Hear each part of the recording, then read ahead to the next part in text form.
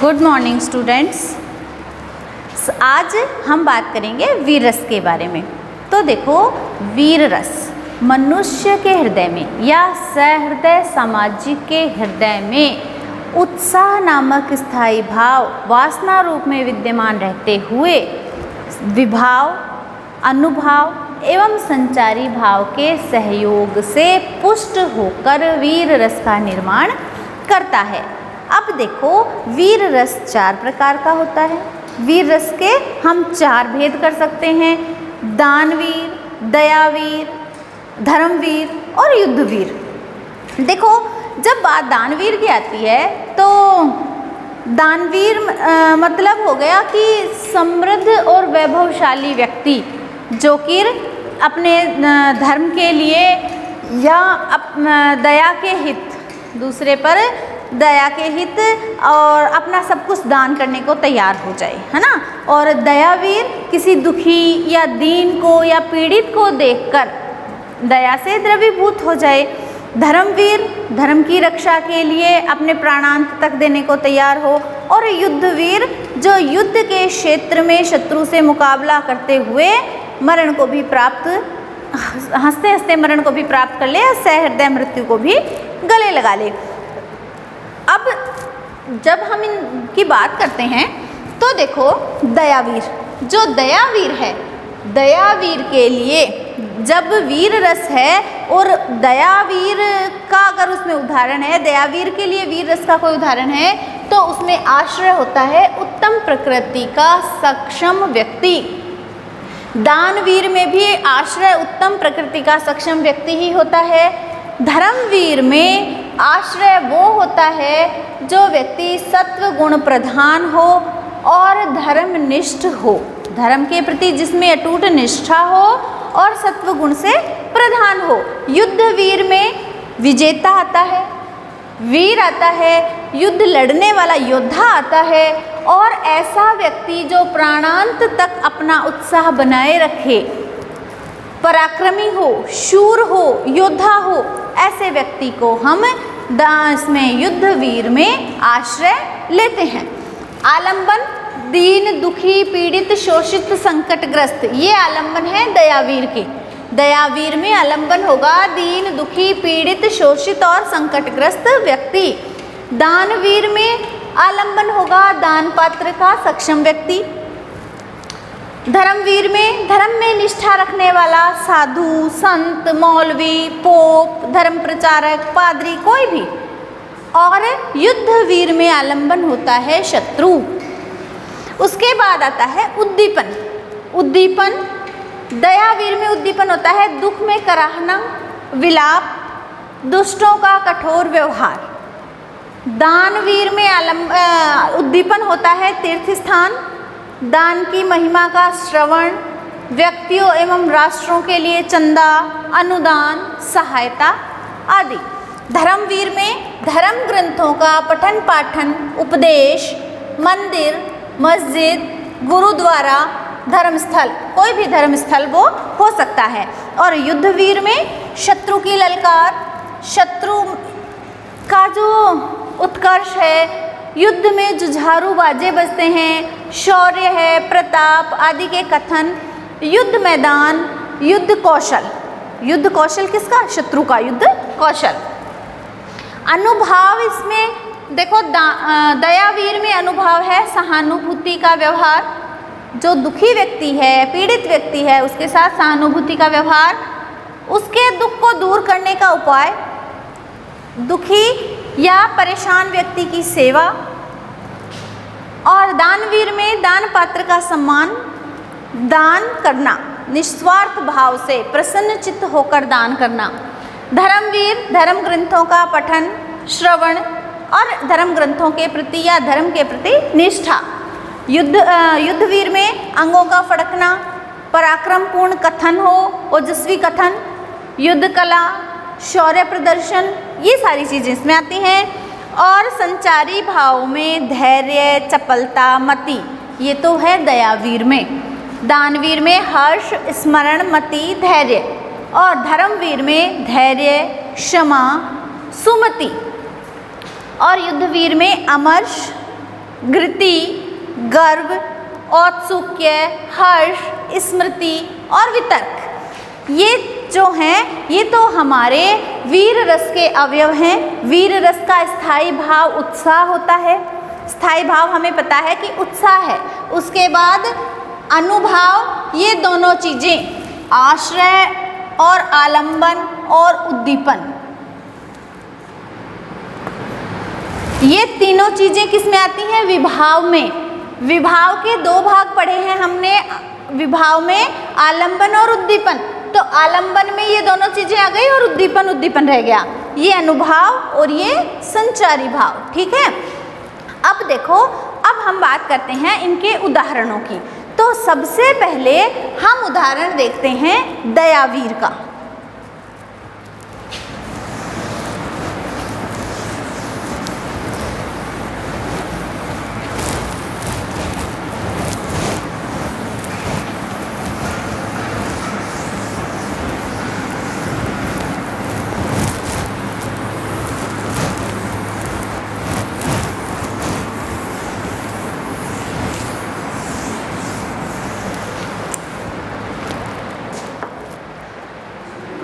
दयावीर है ना। दयावीर का मतलब है किसी दुखी, पीड़ित, दीन की समस्या को दूर करना, यथासंभव प्रयास करना कि उसका दुख दूर हो, या फिर किसी की सेवा करना, है ना।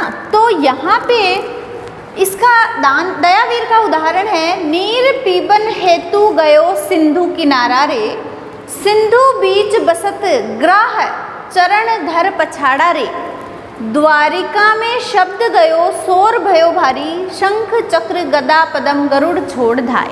देखो, ये उस समय का प्रसंग है जब हाथी, जो कि गजराज, सिंधु में जो गजराज है वो नीर पीवन, पानी पीने के लिए वो गजराज सिंधु के किनारे गए, समुद्र के किनारे गए।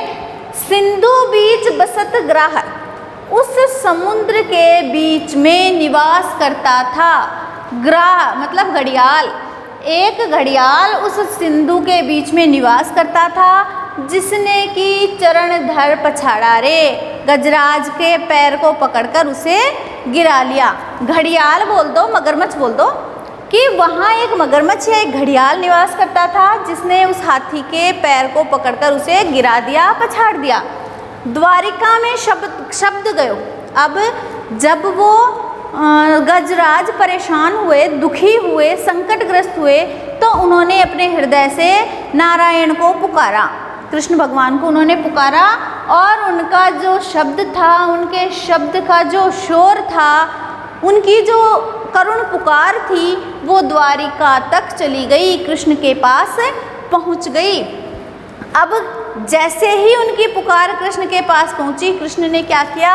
शंख, चक्र, गदा, पद्म, पद्म मतलब कमल, वो जो कमल आसन पे जो बैठते हैं वो पद्म, उनका वाहन गरुड़, सारी चीज़ों को छोड़ दिया और धाय मतलब दौड़ कर आए उस गजराज की रक्षा करने के लिए। तो ये दयावीर का उदाहरण है। दानवीर में देखो, दानवीर के एग्जाम्पल में है, संपत्ति सुमेर की कुबेर की जो परवे ताही तुरंत लुटावत विलंब कर धारे ना।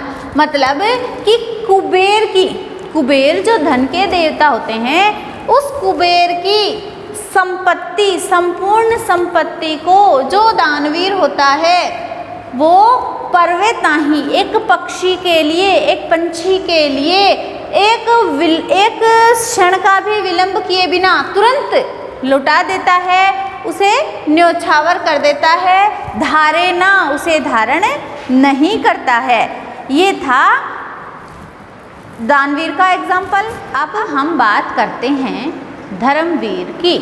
धर्मवीर ऐसा पात्र होता है जो अपने धर्म की रक्षा के लिए, अपने धर्म का नाम बना रहे, अपना धर्म निर्वाह करने के लिए कितना भी बड़ा नुकसान उठाने के लिए तैयार होता है। इसका उदाहरण देखो, देखी दधीची ने गाय से चटाकर अंग, जांग अस्ति दी, आस आप स्वर्ग को सिधारा है, शिवी ने कपोत हित मांस तन से काट दिया, मोर ध्वज ने देह ऊपर आप खींचा आ रहा है।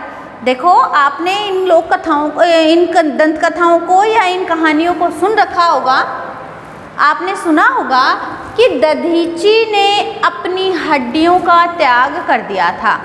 जिस समय उस तत्कालीन परिस्थिति में जो दानव थे, उन दानवों का आतंक चारों ओर फैला हुआ था और विद्वानों ने और श्रेष्ठ व्यक्तियों ने निष्कर्ष निकाला कि अगर दधीची ऋषि अपनी हड्डियों का दान दें और उनकी हड्डियों को गाय चाटकर साफ कर देगी, पवित्र कर देगी, उसके बाद उन हड्डियों से जो हथियार बनाया जाएगा उससे उन राक्षसों का नाश होगा। तो दधीची ऋषि सहर्ष उन्होंने स्वीकार कर लिया था इस बात को और उन्होंने अपनी हड्डियों का दान दिया।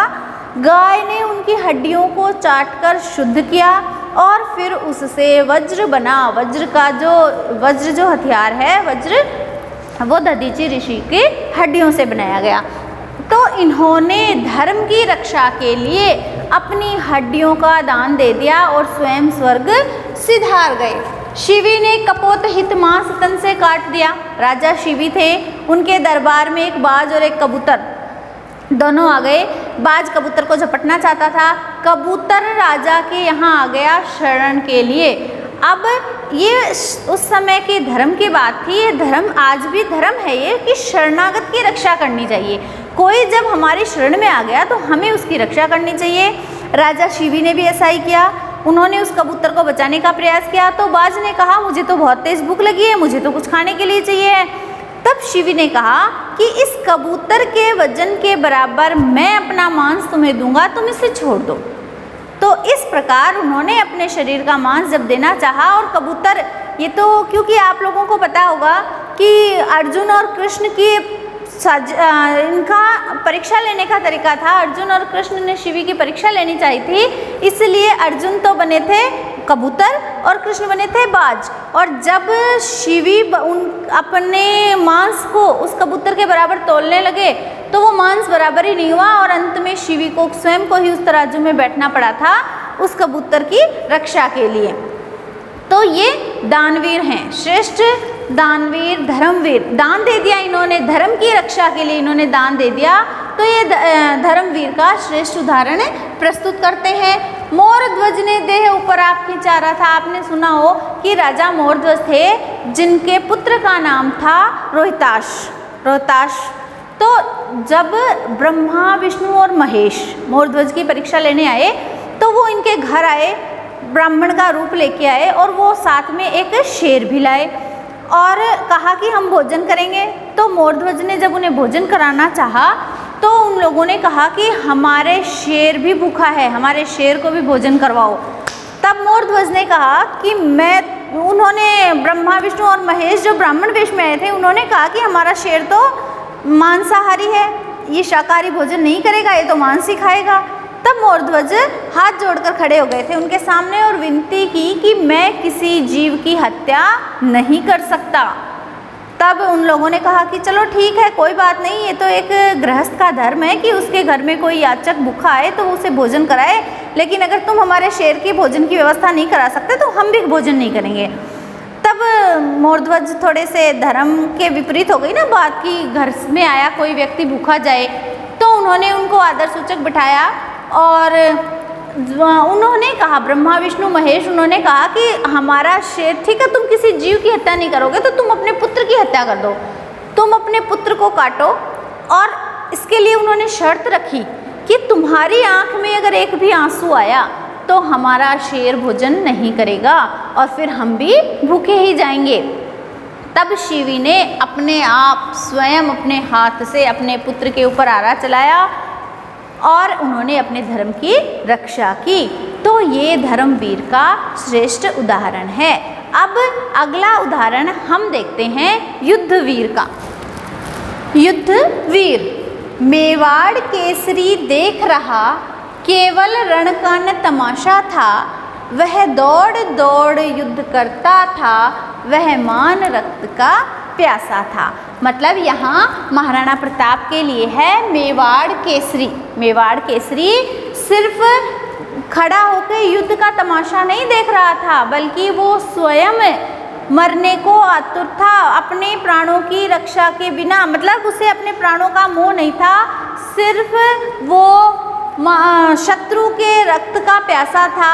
यूं लग रहा था कि मातृभूमि के प्रति सर्वस्व न्यौछावर करने के लिए वो तैयार है, उसे अपने प्राणों से तनिक भी मोह नहीं है। तो ये युद्ध वीर का उदाहरण है। ये तो हुआ हमारा वीर रस। अब अगले रस की चर्चा अगले वीडियो में करेंगे। धन्यवाद।